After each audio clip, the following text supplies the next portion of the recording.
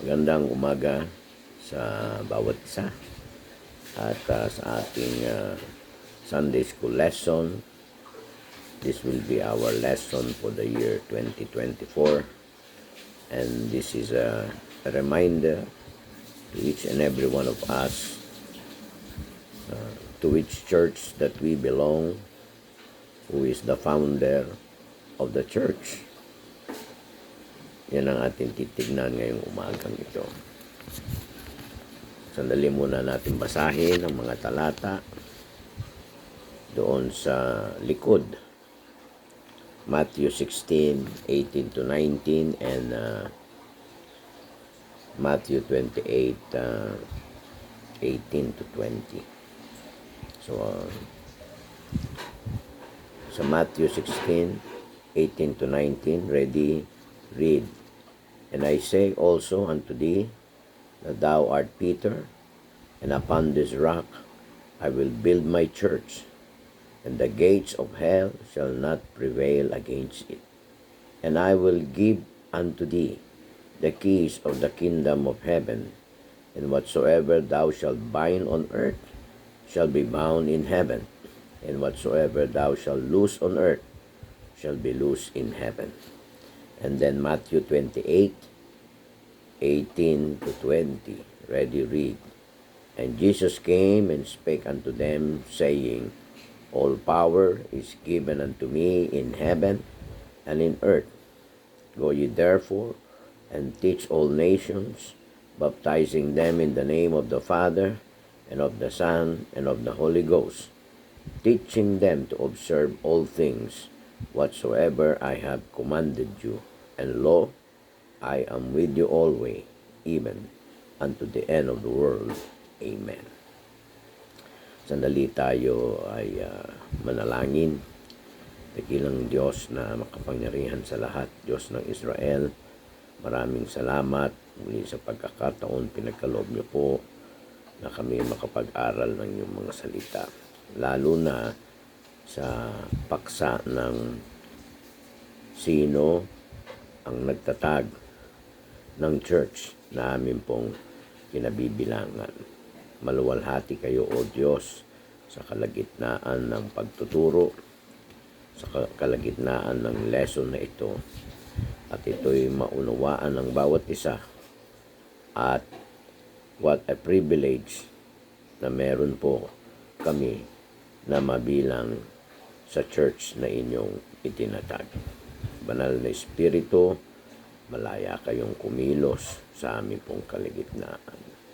Bigyan niyo rin po ako ng wisdom, karunungan, kaalaman, kapangyarihan upang maituro ito sa naisin niyo po ngayong umagang ito.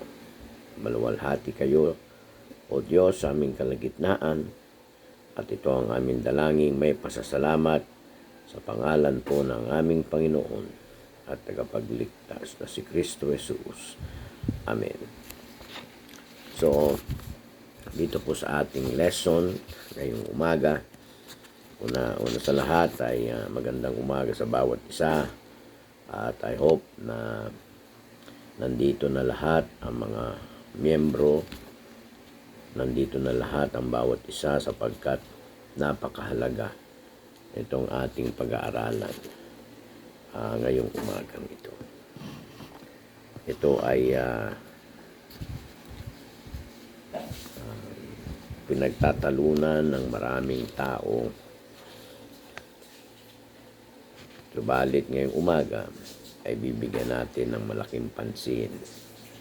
Sa ating introduction, Christ is both the founder and the foundation of the Baptist Church. Ulitin ko, Christ is both the founder and the foundation of the Baptist Church. He draws souls and draws them to Himself. To Him they are united, and on Him they rest and have a constant dependence. Sabi sa Colossians chapter 2, verse 9 and 10, sabay-sabay natin basahin, ready, read.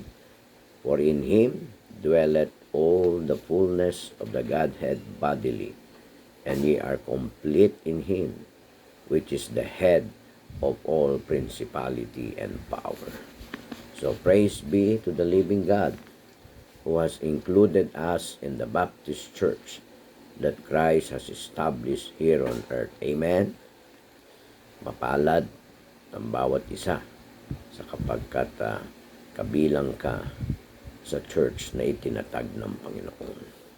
The Baptist Church then should obtain commandment and strength from her foundation and founder, Jesus Christ.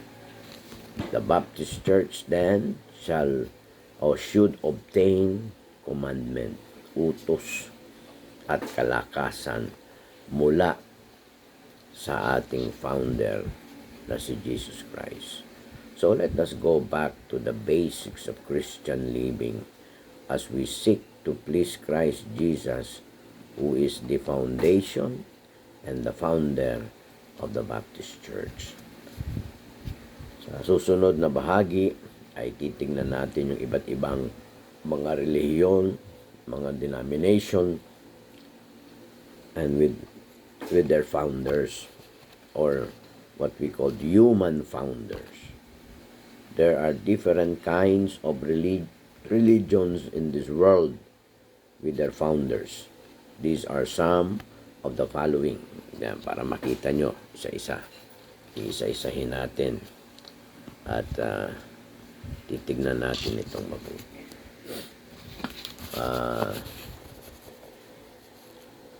Una ay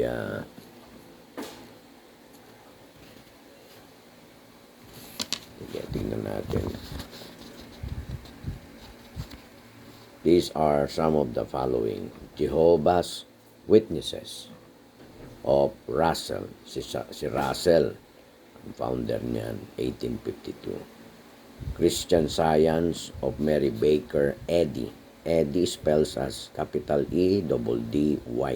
Eddy, noong 1879. Worldwide Church of God of Herbert W. Armstrong, noong 1934. Church of Jesus Christ of Latter-day Saints of Joseph Smith Jr. noong 1830. Si Smith, Joseph Smith, founder ng Mormons. Churches of Christ, Christian Church of Campbell and Stone. Si Campbell, tsaka si Stone, noong 1832. Methodist of Wesley. Si Wesley naman to. Dalawang magkapatid to na Wesley. 1744. Unitarians of Lindsay. Yung mga Unitarian naman, si Lindsay. 1774. Lindsay. Capital L-I-N-D-S-A-Y. Church of England. Anglicanism of Henry VIII, 1534. Calvinism, Dutch Reform of Calvin. Yan naman ay si Calvin, 1536. Presbyterians of John Knox. Si John Knox, capital K-N-O-X, 1560. Puritans of Cartwright, 1570. Salvation Army of Reverend General William Booth and Catherine Booth, magsawa, 1865. Buddhism of Gautama Buddha. Yung Buddhism, si Buddha yan. Protestant Church. Lutheran of Martin Luther. Martin Luther, capital L-U-T-H-E-R, 1517. Iglesia ni Cristo of Felix Manalo. Felix Manalo. Seventh-day Adventist of Ellen G. White. Roman Catholic Church of Constantine. Kingdom of God of Apollo Kibuloy, dating daan of Eli Soriano. All the said institutions are founded upon finite or finite, sinful, and limited human beings. So, ibig sabihin, human founders. But praise be to God that the Baptist Church has the Lord and Savior Jesus Christ as its founder. So, hindi lang human founder, kundi Diyos na nagkatawan tao ang founder ng Baptist Church. Malapit na ang National Baptist Day sa January 9. Inaasahan ko ang bawat isa na sasama, magpa-participate at makikibahagi sa celebration ito ng National Baptist Day. Doon tayo sa Sports Park, Barangay Santiago, from 7 a.m. to 5 p.m. Okay, tignan natin Roman numeral number 1. The founder of the Baptist Church is omnipotent. Omnipotent. Ano ibig sabihin ng omnipotent? The omnipotence of God is His attribute that refers to His unlimited power.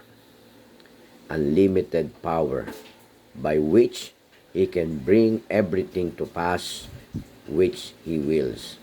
Yan ang ibig sabihin ng omnipotent. All-powerful God. So, it does not mean that He can do anything contrary to His will. If this were so, He would not be omnipotent but impotent. The fact of God's omnipotence is clearly stated in Matthew 19:26, Job 42:2, and Genesis 18:14. Omnipotence is infinity in relation to energy. Energy. One of the great examples of God's omnipotence in the spirit realm is recorded in Daniel 4:35b. Sabi doon, holy angels are said to be under His control. And then in Job 1:12, God has power over Satan and evil spirits. Christ promised to preserve and secure His church when it is built. Yan yung pangako ng Diyos. Ipipreserve niya, isi-secure niya. The gates of hell shall not prevail against it, neither against this truth, nor against the church which is built upon it. The Baptist Church then should be moving forward and not backward. Tuloy-tuloy paprogreso ang paglago ng Baptist Church, knowing that the gates and sentinels of the underworld are no match with the founder of the Baptist Church, Christ the Lord.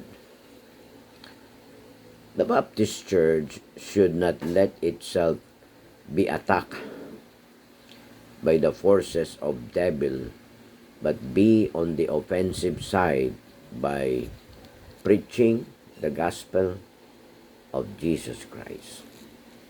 Yun, yung ating responsibilidad. Ipangaral ang ebanghelyo ng Panginoong Jesus. So as long as our founder is alive and well, the Church of Christ, which is the Baptist Church, will prevail. As members of the Baptist Church, we must realize that we have the omnipotent God as our founder. Amen? Amen? We must then be courageous in facing any difficulties, for Christ our founder is more than able to supply our needs. We must be thankful, for He is all-powerful to protect, preserve, and promote us for His honor and glory. So we must be thankful for He is all-powerful to protect, preserve, and promote us for His honor and glory. Sabi yan sa 1 Peter chapter 1 verse 4 and 5. Sabay-sabay natin basahin. Ready, read.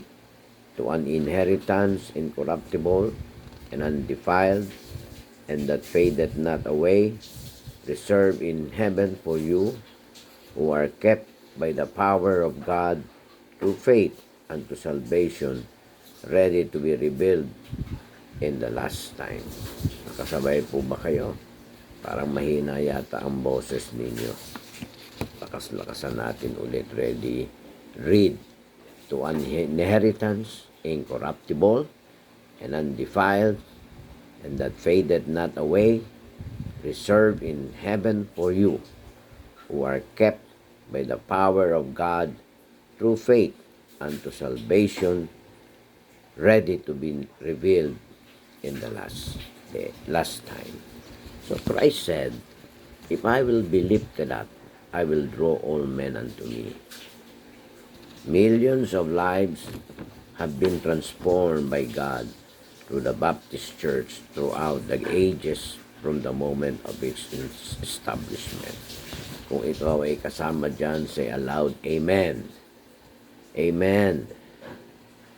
So, there is nothing too big for our God to accomplish, and nothing is too little for Him to use in accomplishing it. So let us praise God, for He included us in His church that He can use us for His glory. Amen.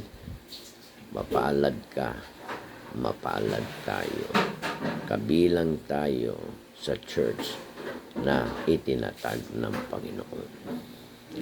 Roman numeral number 2. The founder of the Baptist Church is omnipresent. Omnipresent. Kanina, omnipotent, all-powerful. Ito namang omnipresent. The doctrine of the omnipresence of God is widely taught in the Word of God. This means God is everywhere present. Wala kang pagtataguan. Kita ka rin ng Diyos kahit nasaan ka. Everywhere present. It does not mean that God is everything. May tawag yan mga pantheism yan o pantheists. Because He is spirit, not something material. Okay. So, omnipresence is infinity in relation to space. The fact of God's omnipresence is stated in the scriptures, gaya ng Psalms 139, 7-10, Acts 17:24-28, Matthew 28:20, Jeremiah 23:23-24, Hebrews 4:13. So God's center is everywhere. God's center is everywhere. His circumference is nowhere. God is immense. Ibig sabihin, huge, vast, enormous, massive, colossal, incalculable. So by this, we mean that God's nature is without extension, or God's nature is without extension. It has intensity without extension. It is subject to no limitations of space and contains in itself the cause of space. Imagine ninyo yung presence ng Diyos sa buhay ng bawat isa. The following scriptures references state this fact.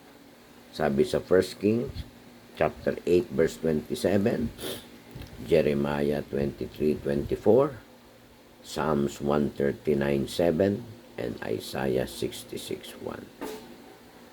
Letter F. The Baptist Church that Christ built has numerous enemies and persecutors that include the system of the world, materialism and worldliness, religion and occultism, terrorism and communism, and the legions of hell.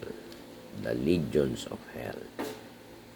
Through the persecutions that were made by the unbelieving world, the Baptists were scattered through different places of this world. Nakakalat sa apat na sulok ng mundo. The enemies thought that by dispersing them, the Baptists will cease to grow and multiply. Paghiwa-hiwalayin mo yan, akala ng Diablo will cease to exist. Pero ang totoo, lalong lumago. Napakaraming pinagpapatay ng mga Baptist nung panahon ng Inquisition, nung panahon ng Dark Ages. Pero hanggang ngayon, marami pa ring Baptist. So, they were greatly mistaken because our forefathers who steadfastly trusted in the Lord had experienced great comfort and relief through His abiding presence. Yung presensya ng Diyos mismo nandoon sa ating kalagitnaan. So letter I, truly, God's presence is felt even in the most remote areas where Baptists reside and proclaim the good news of Christ's saving love. The promise of God reverberates in the scriptures when it says, sabi yan sa Matthew 28:20, and lo, I am with you always, even unto the end of the world. Amen. So nakita nyo, no? The founder is omnipotent. The founder is omnipresent. And then Roman numeral number 3. The founder of the Baptist Church is eternal. Ano ibig sabihin na eternal? Our great God is eternal, which means that He is without beginning or end. Walang umpisa, walang katapusan. This attribute is infinity in relation to time. The scripture is clear with this truth, which is found in Genesis 21:33, Habakkuk 1:12, Psalms 90 verse 2, Psalms 102 verses 24 to 27, Isaiah 57:15, and hindi ko alam, 1 Timothy chapter 1:17. 1 Timothy yata to. Because our founder is eternal, we are assured by God Himself that He will never leave us nor forsake us. Amen. Hindi tayo iiwanan o iwawaglit naman ng Diyos. Every believer must put his or her confidence in God, or He is eternal. Pero isang illustration dito, babasahin ko sa inyo. Absurd is the one-word description that Baptist missionary Paul Biswas uses to sum up Hinduism. The religion where he was born and indoctrinated as a boy growing up in a conservative, higher-caste, ultra-religious family in his native Bangladesh. While still in elementary school, he learned the religion at his grandfather's knee. It is only by the grace of God that I was able to overcome all the hardships and persecutions of my life, says Biswas. Now 56, the oldest son in his family among Hindus, being the oldest son brings extra respect and responsibilities. Rejecting Hinduism as the oldest son brings absolute family rejection, legal disownment, and persecution. Biswas, 21 years old at the time, could no longer believe in a religion based on reincarnation in 300 million gods and goddesses, with three major ones in predestination and in karma. From the Bible, I came to know that salvation is by grace through faith in Jesus Christ alone. Biswas says it is by faith only. I don't need to do karma. I don't need to show my good works and prove them. Paul's father became furious with his son when after becoming a Christian, Paul decided to change his last name from Vishnu, one of the major Hindu gods, to Biswas, which means faith in his native language. Disowned by his father and kicked out of the house, Biswas would endure years of persecution, humiliation, hardship, and even physical torture because of his Christian faith. Before I left my father's home, I told my father he could disown me, but that my eternal Father would not disown me. But that my eternal Father would not disown me. So, he and his father have since reconciled, but even today, his parents will not hug him because he is considered an outcast. Biswas today ministers to other Hindus and Muslims as a church planting missionary and founding pastor of the Boston Bangla Church in Boston, Massachusetts. Praise be to God that although our loved ones forsake us because of our faith in Christ, He will surely lift us up. Merong paring magtataas sa atin. Walang iba kundi ang Panginoong Yesus. Sinabi nga niya, I will never leave thee nor forsake thee. Number 4. Una, nabasa natin, the founder of the Baptist Church is omnipotent. Number 2, the founder of the Baptist Church is omnipresent. And then number 3, the founder of the Baptist Church is eternal. And then lastly, number 4,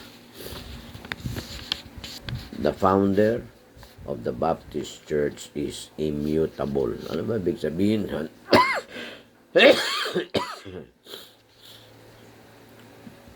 Letter A, immutability is the characteristic of God, signifying that He does not change in His basic nature. Sa Malachi 3:6, in Him there is no variation or shadow of turning. James 1:17, God does not mutate from being one kind of God to being another, nor is He subject to the limitations of time and space, since in Christ He upholds all things by the word of His power. Sabi yan sa Hebrews 1:3, He is the Alpha and Omega, the beginning and the end, who is and who was and who is to come, the Almighty. Revelation 1:8, Jesus Christ is the same yesterday, today, and forever. Hebrews 13:8, God is the God of steadfast love. Deuteronomy 5:10, Psalms 103 verse 4, and Isaiah 63:7. Letter B. Immutability means that God is unchangeable. Hindi nagbabago, unchangeable. It is that perfection of God whereby He is completely and fully perfect in all His being and attributes, and thereby ultimately unchangeable. The immutability of God is stated in Malachi 3:6, 1 Samuel 15:29, Psalms 102:26 and 27, James 1:17, and Hebrews 13:8. So God is the I am, and He is not the I was. All change must of necessity be for better or worse. God cannot change for the better since He is perfect. Neither can He change for the worse. He can never be wiser or holier than He is.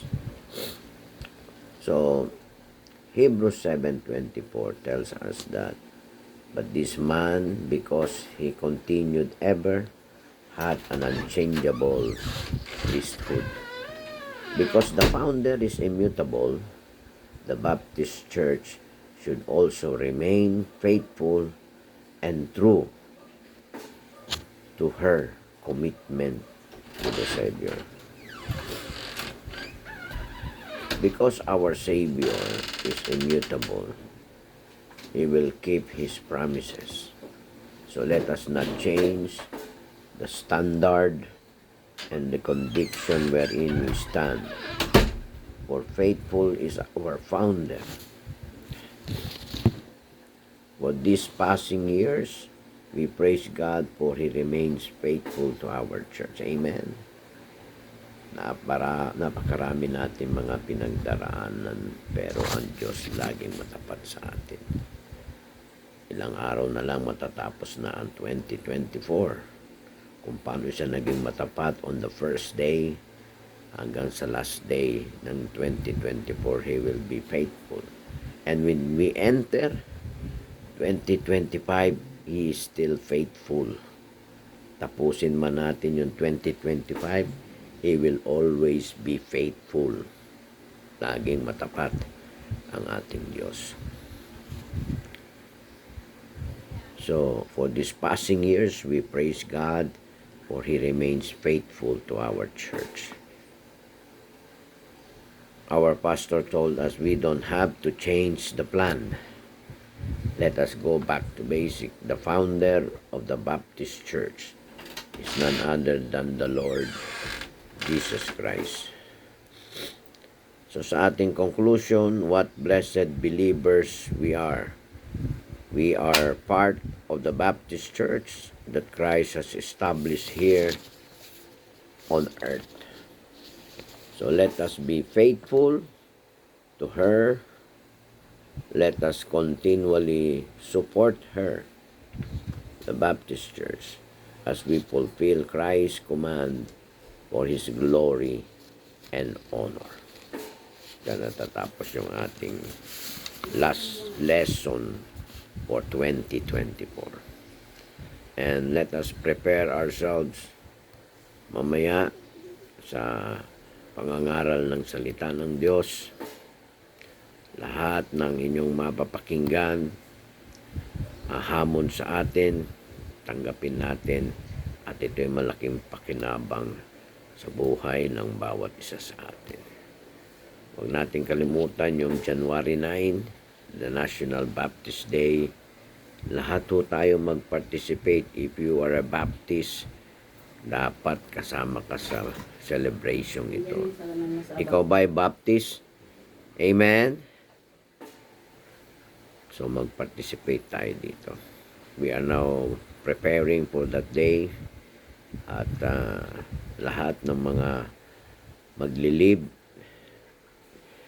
I'll be sending next Sunday yung mga excuse letter ninyo para ibigay nyo sa inyong trabaho, bigay nyo sa inyong sa school para malaman nila merong Baptist Day at ito ay batas.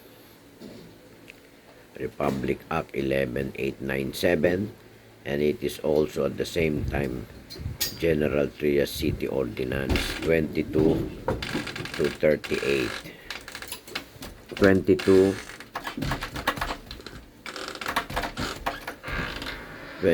to 38.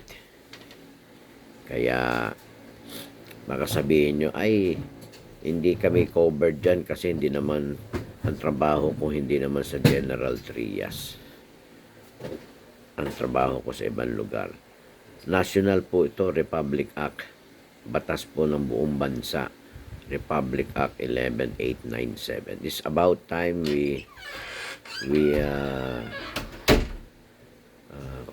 come to the open and tell them that we have a day. It's a special working day. Marahil sabihin nyo siguro, nako, wala namang, hindi naman yan double pay. Double pay, o may pay, o no pay. It's a Baptist Day. National Baptist Day. Nagsasabi tayo yung iba, bakit meron silang holiday. Ngayon nagkaroon tayo, yung iba ayaw pa rin mag-participate. Sama-sama ho tayo dito sa January 9 sa Sports Park, Barangay Santiago. So, mamayang hapon, uuwi kagad ako at ako magpipreach mamayang hapon. Maganda yung ating tatalakay mamayang hapon. Huwag kayong mawala.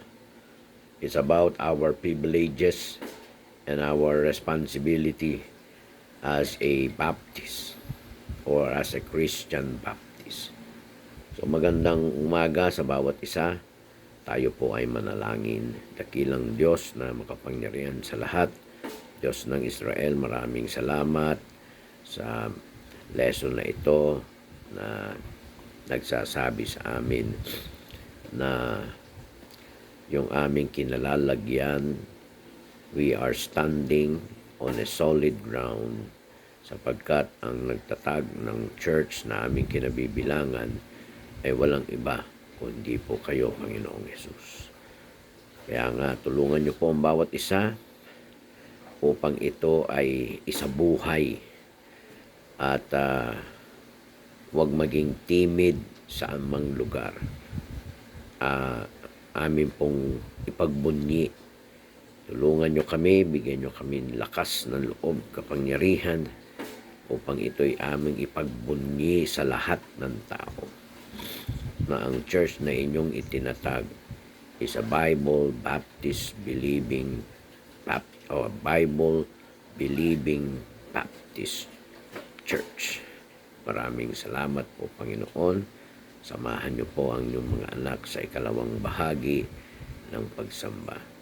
At ito po ang aking dalangin, may pasasalamat sa pangalan po ng aming Panginoon at tagapagligtas na si Kristo Jesus. Amen. Magandang umaga po sa bawat isa sa inyo. God bless you and see you later in the afternoon.